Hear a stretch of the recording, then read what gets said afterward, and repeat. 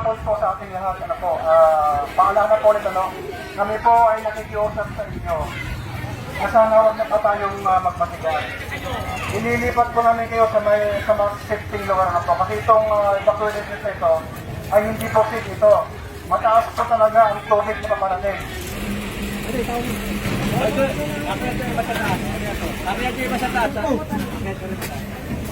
Sa abong ito, sa abong.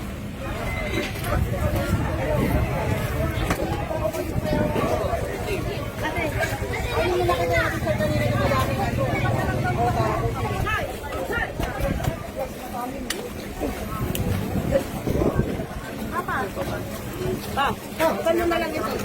Ilabas mo sa kanila. Ilabas ko na wala ka. Salamat, sir.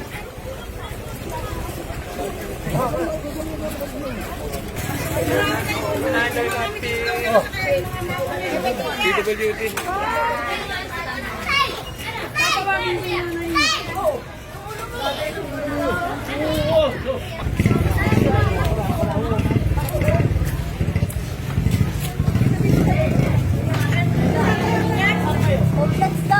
Dito po sa loob.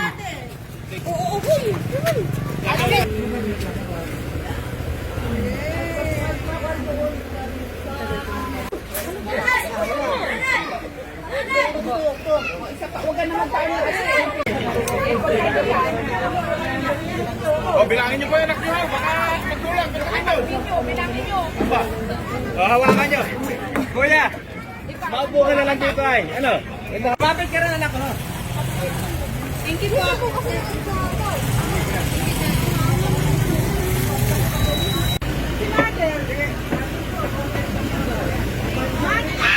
Tatay, may tinapay na po rito. Bakit si tatay, binibigyan mo kami.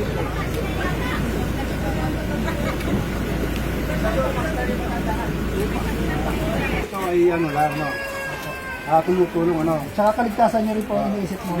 Yung kaligtasan yung natin, kasi service namin. So, in-explain namin sa inyo na masyadong malakas yung patong na bagyo. At ginagawa natin ng lahat para kayo ay matulungan. Ay lipas doon sa mas safe na lugar. Ngayon, kung talagang magmatigas po kayo at sinasabi din na matagal na kayo dito, ay wala pa kami magagawa. Sa amin, pagtulong lang po sa amin. Pagtulong lang sa amin. Kagaya ito, ang daming bata rito. Kung sakali man na magka-problema, kaya mong isang wala ng mga bata na yan. Eh, dito naman po yung mga bulan. Ibig sabihin natin, basta sarili mo lang salba mo. Una yung mga bata, ang dami lang,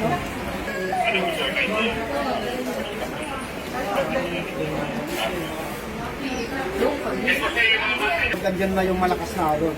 Sa pagdating ng alas 6, wala nang galawan. Doon na lang kami sa station. Lalabas na kayo pagkatapos na ng bagyo. Pero sino magre-respond sa inyo kung saan nakakain? Lalo pero kayo Nilikas po kami dito din. Inaantay lang yung tricycle.